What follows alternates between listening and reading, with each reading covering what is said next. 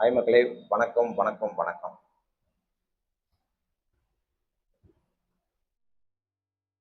என்னோட சேனலை சப்ஸ்கிரைப் பண்ணுங்க. உங்கள் பொண்ணான கையால் பெல் பட்டன் ப்ரெஸ் பண்ணுங்க. சேனலை சப்ஸ்கிரைப் பண்ணுங்க. முடிஞ்சால் ஷேர் பண்ணுங்க. டைம் இருந்து வீடியோ பாருங்க. கருத்துக்களை பரிமாறிக்கலாம். என்ன பார்க்க போறோம்னா, இந்த ஏடிஎம்க்கு பிரச்சனை பெரும் பிரச்சனை போயிட்டே தான் இருக்கு. ஸோ அதனால் ஃபர்ஸ்ட் ஆஃப் ஆல் ஸோ எப்போதும் போல தான் இவங்க எல்லாருமே ஒன்றா இருந்தாங்க, ஒன்றா நின்னாங்க, எலெக்ஷன் நின்னாங்க. டிவிகேவும் டிஎம்கேவும் போட்டு கிளி எல்லாரும் ஆளாளுக்கு கிழிச்சாங்க. எடப்பாடி கிழிச்சாரு. ஸோ அதனால் நாங்கள் தான் சொல்லிட்டு கூவிட்டு இருந்தாங்க. அவங்க ஏடிஎம்கே கூவிட்டு இருந்து அப்புறம் டிஎம்கே போனாங்க. அப்புறம் டிவிகேல கூவிட்டு இருந்தாங்க. ஸோ இவங்க 3 பேருமே மாற்றி மாற்றி மாற்றி பழி சொல்லிட்டாங்க. ஆனால் எல்லாரோட டார்கெட் டிஎம்கே மேலே தான் இருந்துச்சு. டிஎம்கே ஒழியணும் ஒழியணும் ஒழியணும் ஒழியன்னு சொல்லிட்டு அவங்க ஒழிச்சிட்டாங்க. மொத்தமாக தரமட்டமாக்கி விட்டாங்க ஸ்டாலினை. ஸோ படுதோல்வி அடைஞ்சிட்டார், டெபாசிட்டே இழந்துட்டாரு. ஸோ எம்எல்ஏ கூட ஆக முடியல அவரால். ஸோ அவரோட தொகுதியிலேயே அதுவும் நடப்பு சிஎம் தோக்குறதுன்றது ரொம்ப ரொம்ப பெரிய கஷ்டமான விஷயம். அவருக்கு சாதாரண விஷயம். அவங்களாம் அப்போலேருந்து அரசியல் இருக்காங்கல்ல. ஸோ சின்ன வயசுலேருந்து அரசியல் இருக்காங்க. ஸோ அதனால் வெற்றி தோல்வி சாதாரண விஷயம் தான் அவங்களுக்கு. ஒன்றும் பிரச்சனை இல்லை. பணம் இல்லையா, சோறு இல்லையா, தண்ணி இல்லையா, வீடு இல்லையா, தங்க வீடு இல்லையா, இல்லை குடிக்க தண்ணி இல்லையா, எல்லாமே பணம் கோடி கோடியே ரூபாய் சேர்த்து வச்சுருக்காங்க. அதெல்லாம் கவலை இல்லை. ஸோ நம்ம எல்லாருமே ஒரு ஆஃபீஸ் போகிறோம் இல்லையா, அந்த மாதிரி டெய்லியும் ஒரு ஆஃபீஸ் போய் சம்பாதிச்சு தான் சாப்பிடணும் அவங்களுக்கு அவசியம் கிடையாது. பல கோடி ரூபாய் சொத்து இருக்குது. குடும்பங்கள் பெருசு, குழந்தை குட்டி பேரன் பேத்தின்னு பயங்கர பெருசு கலைஞருக்கு. ஸோ அவர் இருக்கும்போதே கவலைப்பட மாட்டார். ஸ்டாலின் எங்களுக்கு கவலைப்படக்கூடாது. அப்படி கவலைப்படாமல் இருந்தால் மறுபடியும் கண்டினியூ ஆயிருக்கும் ஆட்சி. எப்போவுமே மக்களுக்காக எவன் தொண்டு செய்கிறானோ அந்த ஆட்சி தான் மறுபடியும் கண்டினியூ ஆகும். நீங்கள் கேட்கறது இல்லை, அவங்களே ஓட்டு போடுவோம். ஃபார் எக்ஸாம்பிள் எம்ஜிஆர், அவர் ஹாஸ்பிட்டலில் படுத்துட்டே ஜெயிச்சாருன்னு ஒரு வரலாறு சொல்லுது. ஸோ அந்த மாதிரி யாராலையுமே ஜெயிக்க முடியாது, கஷ்டம். ஸோ அதனால் ஒரு சேஞ்சஸ் வேணும் அப்படின்னா மக்கள் எதிர்பார்க்குறாங்க. அதுதான் விஜய். அந்த சேஞ்சஸ் தான் விஜய். ஸோ இதுக்கப்புறம் தான் அவர் சேஞ்சஸ் என்ன பண்ணுவார்ன்றது போக போக தான் தெரியும். ஊழல் ஆட்சி, போதையில் ஆட்சி, சட்டம் ஒழுங்கு சீர்குலைக்காமல் இருக்கிறது, சட்டம் ஒழுங்கு சரியாக இருக்கிறது, பெண்கள் பாதுகாப்பு, எக்ஸட்ரா எக்ஸட்ரா. ஸோ போயிட்டே இருக்கும், நீண்டுகிட்டே இருக்கும் பட்டியல்.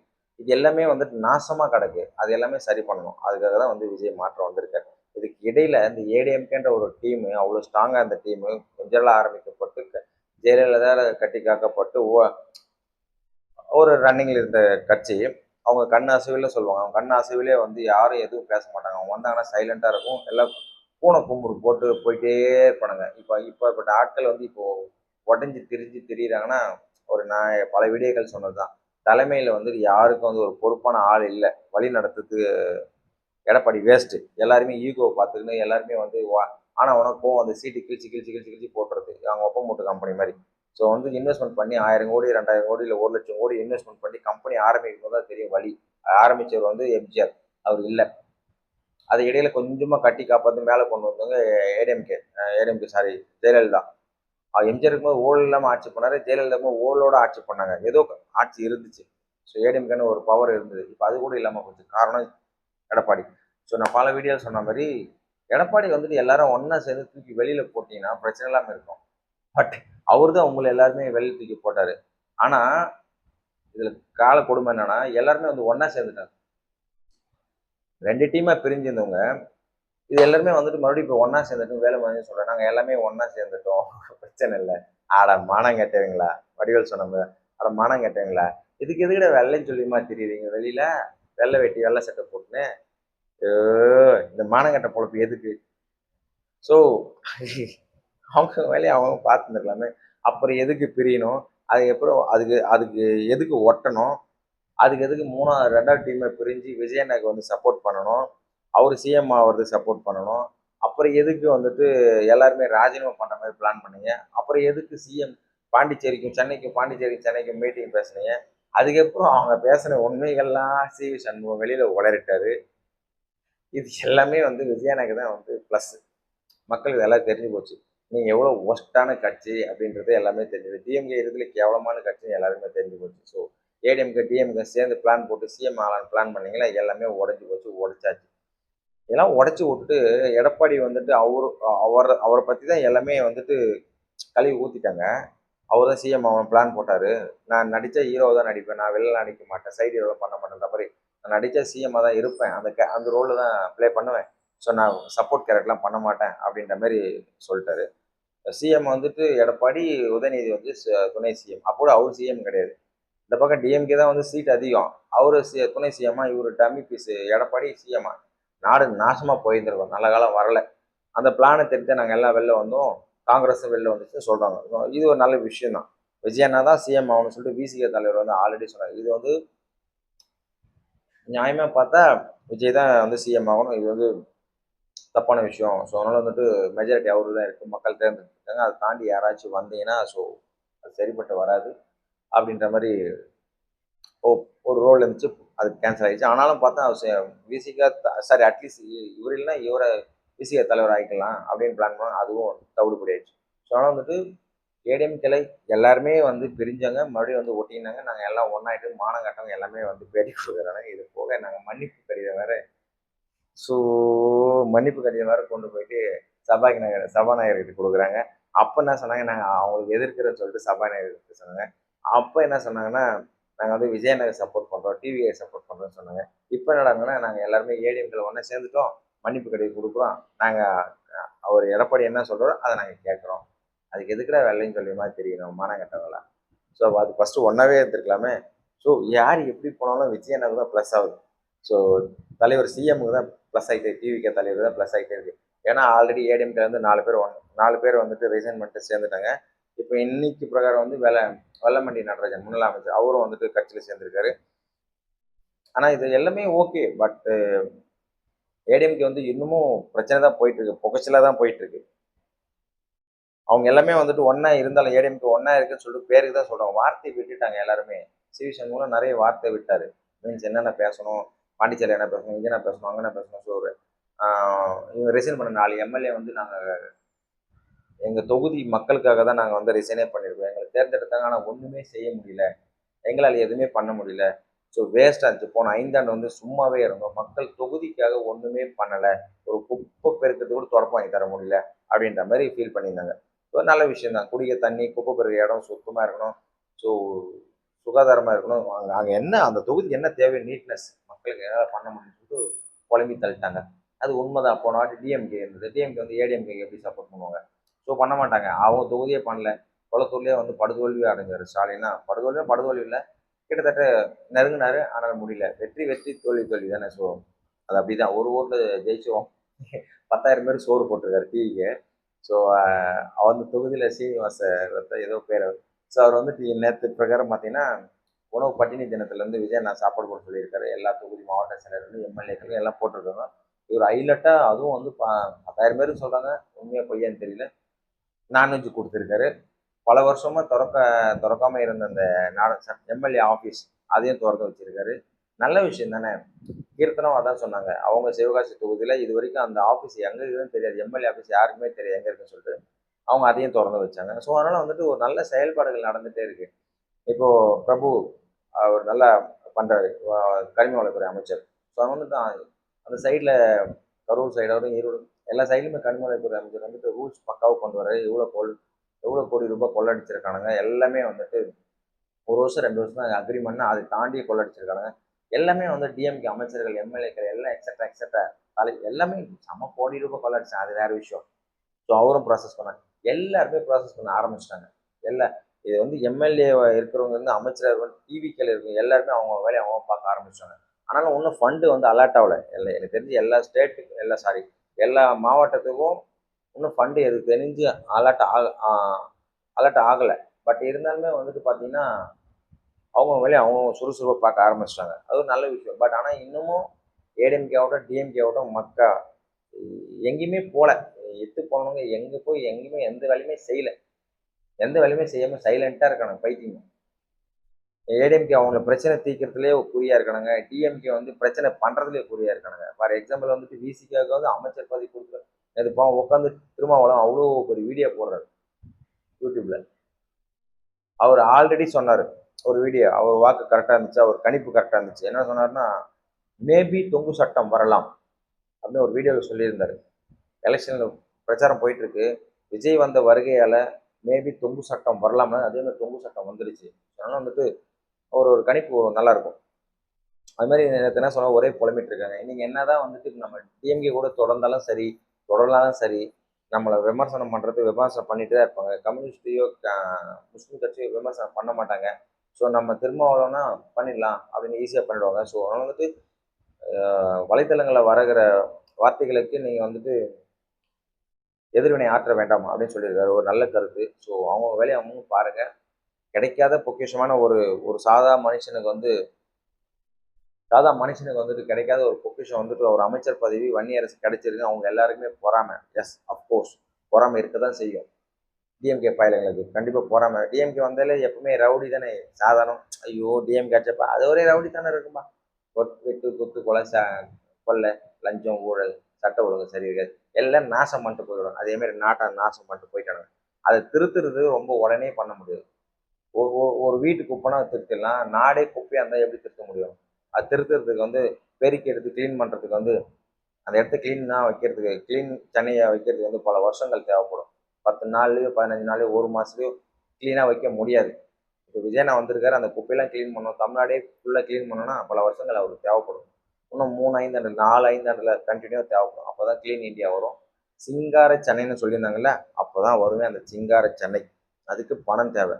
அதுக்கு தான் வந்துட்டு அண்ணன் டெல்லிக்கு போனார். டெல்லிக்கு போய்ட்டு பேச்சுவார்த்தை நடத்திட்டாரு. முடிச்சுட்டு சென்னை திரும்பிட்டாரு.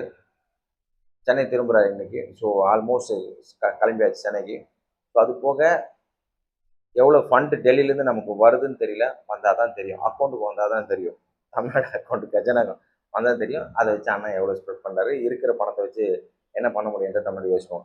ஸோ அதனால் வந்துட்டு ஏடிஎம்கே பிரச்சனை போயிட்டே தான் இருக்குது. இன்னும் சிவி சண்முகம் வந்து பிடி கொடுக்கல. மீன்ஸ் எடப்பாடி வந்துட்டு அவரோட பேச்சுவார்த்தைலாம் எல்லாமே மைக்கில் ஓப்பன் டாக்க கொடுத்துட்டாரு. அவங்க வேற பிளான் இருந்தாங்க. டிவிக்கில் வந்து ஜாயின் பண்ணுற மாதிரி இருந்தாங்க. இல்லை அமைச்சர் பதவி கிடைக்குன்னு நினைச்சாங்க. அமைச்சர் பதவி கிடைக்கல. ப்ளஸ் இல்லைன்னா எல்லாருமே கூண்டோட ராஜினாமா பண்ணிட்டு டிவிக்கிலே சேர்ந்து இல்லாமல் பிளான் பண்ணாங்க. அதுவும் நடக்கலை. அதில் முட்டி மோதி சரி பரவாயில்ல பார்த்துடலாம் அப்படின்னு 4 பேர் ரிசைன் பண்ணிட்டாங்க தைரியமாக. ஸோ இவங்க போயிட்டு எலெக்ஷன் நிற்கும் போது தான் தெரியும் இதனோட வெல்விஷன் எப்படி இருக்குன்னு சொல்லிட்டு. வெல்கம் எப்படி இருக்குன்னு பார்ப்போம். மக்கள் மறுபடியும் இவங்களுக்கு ஓட்டு போகிறாங்களா இல்லையான்னு தெரியல. 4 தொகுதியில் 4 எம்எல்ஏ ஏடிஎம்கே எம்எல்ஏ தொகுதி ப்ளஸ் இந்த பக்கம் திருச்சி கிழக்கு விஜயண்ணா தொகுதி டிவிக்கே. ஸோ 5 தொகுதிக்கும் கண்டிப்பாக எலெக்ஷன் வரும். இந்த 5 தொகுதி மட்டும்தானா மேபி மறுபடியும் எலெக்ஷன் வைக்கிறான்ட்டு வேறு யாருன்னா ரிசைன் பண்ணிட்டு மறுபடியும் டிவிக்கில் சேருவாங்களா அப்படின்றது தெரியல. வந்துக்கிறவங்க எல்லாமே ஏடிஎம்கேலேருந்து வந்துடும், டிஎம்கேலேருந்து வரல. ஸோ சுச்சுவேஷன் அப்படி போயிட்டுருக்கு. ஏடிஎம்கே வெள்ளன்னு சொல்லி மக்களில் ஒருத்தர் மட்டும் தான் ஒன்று போய் ஜாயின் பண்ணாமல் இருக்காரு சண்முகம். பொறுத்து இருந்து பார்ப்போம். இந்த டிஎம்கே வந்து இன்னமும் வைத்தறிச்சல் தான் இருக்கானுங்க. ஸோ வந்துட்டு தோத்துட்டோம் அப்படின்ற அந்த வைத்தறிச்சலே தான் இன்னும் புலம்பி சாவறானுங்க. அதனால தான் இந்த குன்னத்தில் வந்து நடந்த பிரச்சனை. ஸோ விசிக்கு அவ்வளோ பெரிய சப்போர்ட் கொடுத்துருந்தாங்க டிஎம்கேக்கு. 10 வருஷமாக நாங்கள் கூட இருக்கோம் அப்படின்னு. தோத்தாலும் ஜெயித்தாலும் விசிகே வந்துட்டு டிஎம்கே கூட தான் இருந்தாங்க. அதனால் வந்துட்டு நாங்கள் எவ்வளோ உண்மையாக இருந்தோம் அப்படின்றது ஸ்டாலின் அண்ணாக்கு தெரியும் அப்படின்ற மாதிரி முன்னாள் முதல்வருக்கு தெரியும் அப்படின்ற மாதிரி விசிகே தலைவர் பேசி அவர் எப்பவுமே டீசெண்டாக பேசுவார். ஒரு சில வார்த்தைகள் முன்னாடி பேசினார். ஸோ விசில் அடிக்கிறதுலாம் வந்து ஓட்டா மாறிடாது அப்படின்றாரு. 4 பேர் சொல்கிறதுக்கு இவரும் ஒரு வார்த்தை சொன்னார். ஸ்பெஷல் அவ்வளோதான். ரசிகர்கள்லாம் வந்து சேர்ந்த ஓட்டு போட்டுறாங்களான்னு ஓட்டு போட்டு இப்போ மாற்றி அவர் சிஎம்ஏ ஆக்கிட்டாங்க விஜயண்ணாவை. ஸோ அப்பாற்பட்ட பிரச்சனை. ஸோ அப்போவே விசிகே, ஐயுஎம்எல், கம்யூனிஸ்ட்டு, காங்கிரஸ் இவங்க 4 பேரும் எதிர்பார்த்தாங்க. அது போக பிக் டீம். ஸோ ஏடிஎம்கே எதிர்பார்த்தாங்க கூட்டணிக்கு. அவங்க பிஜேபி கூட கூட்டணி வச்சிட்டாங்க விஜயண்ணா. ஏடிஎம்கே பிஜேபி கூட கூட்டணி வைக்காமல் இருந்தால் கண்டிப்பாக ஏடிஎம்கேவும் டிவிக்கே அலைன்ஸ் வைக்கிற மாதிரி தான் பிளான் போயிருந்தது. ஸோ எல்லாமே சொதுப்பலாகி இப்போது மேபி எல்லாமே இப்போ இப்போதைக்கு எல்லாம் வந்து ஒன்றா சேர்ந்துட்டாங்க. டிஎம்கே ஆட்கள் மட்டும்தான் டிவிகேக்கு வரலை. டிஎம்கே வராது. எல்லாமே நம்பர் 1 கொள்ளக்காரனாங்க. அவங்க வர முடியாது, சேர்க்கவும் மாட்டாங்க டிவிகேல. அப்படி சேர்த்தாங்கன்னா அதோட மானங்கட்ட வேலை எதுவுமே கிடையாது. ஸோ அதனால் வந்துட்டு ஏடிஎம்கேலேருந்து வரவங்க வராங்க. அதுலேயும் நாங்கள் ஃபில்டர் பண்ணி தான் சேர்க்குறோம். பெருசாக ஊழல் இல்லாமல் கேஸ் இல்லாமல் யார் இருக்காங்களோ அவங்கள தான் ஃபில்டர் பண்ணி சேர்க்கணும் நம்ம ஆதவ சொல்லியிருக்காரு. அமைச்சர் ஆதவ சொல்லியிருக்காரு. குட். அவருக்கு எல்லாம் ஏன்னா அவர் வந்துட்டு டிஎம்கேலேயும் பயணிச்சிருக்காரு, பிசிகேலையும் பயணிச்சிருக்காரு. ஏடிஎம்கே போல இப்போ வந்துட்டு டிவிகேக்கு வந்துட்டாரு. அவரோட அரசியல் கட்சியோட நிலைமைங்க என்னன்றது எல்லாருக்கும் அவரோட ப்ளஸ் அவங்களோட ப்ளஸ் என்ன மைனஸ்ன்றது டிஎம்கேயோட ப்ளஸ் என்ன மைனஸ்ன்றது மாதவ இருக்கிற அவருக்கு தெரியும். ஸோ அதனால் வந்துட்டு இவ்வளோ தூரம் கட்சி கட்டி காப்பாற்றி கூட்டின்னு வந்து வின் பண்ண வச்சு விஜயண்ணா சிஎம் உட்கார வச்சது வந்துட்டு ஒரு பெரிய விஷயம். இவங்க சப்போர்ட்டு ப்ளஸ் மக்கள் சப்போர்ட் இதனால தான் விஜயண்ணா வந்து சிஎம் ஆயிருக்காரு. ஒரு நல்ல விஷயம். அதனால் டிஎம்கே வந்துட்டு இப்போ வந்துட்டு செம்ம புகைச்சல் தான், இன்னமும் பொறாமையில் தான் தெரியுறானுங்க. அங்கங்கே கொளுத்தி போடுறானுங்க. இபி இபி கொளுத்தி போடுறானுங்க, பிரச்சனை கொளுத்தி போடுறானுங்க, சட்டம் ஒழுங்கு சீரழிந்து பிசிஓ போய் அடிக்கிறானுங்க. அதனால் வந்துட்டு அங்கங்கே கொலை குற்றங்கள் நடக்கிற மாதிரி தூண்டுறானுங்க. இந்த பக்கம் வெட்ட சொல்கிறானுங்க ரவுடியை. ஸோ அங்கங்கே வத்தி வச்சு கிழிச்சு கிழிச்சு போட்டே தான் இருக்கணும். இது எல்லாத்தையும் சுற்றி சுற்றி நடக்கிறேன். அது மொத்தம் விஜயனுக்கு வந்து கெட்ட பேர் ஏற்படுத்தினே வந்து டிஎம்கே இன்னும் தான் செயல்பட்டு இருக்கு. இன்னமும் அந்த டிஎம்கே புறம்போக்கு நாய்ங்க. ஸோ ஆட்சியில் இருக்கும்போது ஒன்றும் கிழிக்கல, இப்போ வந்து என்ன மயிரை கிழிக்க போகிறாங்க, அதான் நான் சொல்ல வரேன். இருக்கும்போது கிழிச்சிருக்கணும். நீங்கள் வீட்டுக்கு போகாமல் இருக்கணும்னா நல்ல ஆட்சி பண்ணியிருந்துருக்கணும். ஸோ விஜயனை சொன்ன மாதிரி ஒரே ஒரு பவர் சென்டர் இருக்கணும். உதயநிதி ஒரு பவர் சென்டரு, ஸ்டாலின் ஒரு பவர் சென்டரு, அவங்க அம்மா ஒரு பவர் சென்டரு, அப்புறம் சபரீசன் ஒரு பவர் சென்டரு, அப்புறம் நேரு இவர் நேரு ஒரு பவர் சென்டரு, அப்புறம் நம்ம சேகர் பாபு ரவுடி சேகர் பாபு இருக்கிறாருல, இவங்க ஆல்ரெடி ஏடிஎம்கேலேருந்து ஒரு டிஎம்கே போனார். இவங்க எல்லாமே உத்தம புத்திர மாதிரியே செயல்பட்டாங்க. அதனால தான் வந்து டிஎம்கே படுதோல்வி காரணமே இதுதான். அது மொத்தம் ஊழல், லஞ்சம், ஊழல். இப்போ ஃபார் எக்ஸாம்பிள் துறைமுக தொகுதியில் டிவிகே நிற்கிறாங்க, நீங்கள் டிஎம்கே நின்றுட்டு போங்க, அங்கே போய் அடித்து தகராறு பண்ணி பாவம் தோத்துட்டாரு டிவிகே. அவன் எம்எல்ஏ ஜெயிச்சிருந்தாருன்னா நல்லா இருந்திருக்கும். அடி வாங்கி தோத்துட்டாரு. இந்த பக்கம் கரூரில் கொலையே பண்ணாமல் பழி ஏற்றுக்குன்னு வீண் பழியை சுமந்துக்குன்னு ஸோ மதியழகன் வந்து பாவம் ஜெயிலில் போயிட்டு இருந்தார். ஸோ அவரும் தோக்கடிச்சாங்க மக்கள். அதான் சொல்லுவாங்கல்ல, அண்ணா சொன்னார், காமராஜரே தோக்கடிச்ச நாடு தானே அது அப்படின்ற மாதிரி. ஸோ மக்கள் என்ன பண்ணுவோன்னே தெரியல, மைண்ட் செட் எப்படி யாருக்குன்னே தெரியல. ஆக்சுவலாக வந்துட்டு இந்த பக்கம் அடி வாங்கின டிவிக்கு அடி சண்டை பிரச்சனை போன இடத்துல அந்த எம்எல்ஏ ஜெயிச்சிருக்கணும். அவருக்காக சப்போர்ட் பண்ண லாயர் தெளிவாக இருந்திருப்பாரு. சேகர் நாய் தோத்துருக்கணும். இந்த பக்கம் 40 பேர் செத்துட்டாங்க கரூரில்.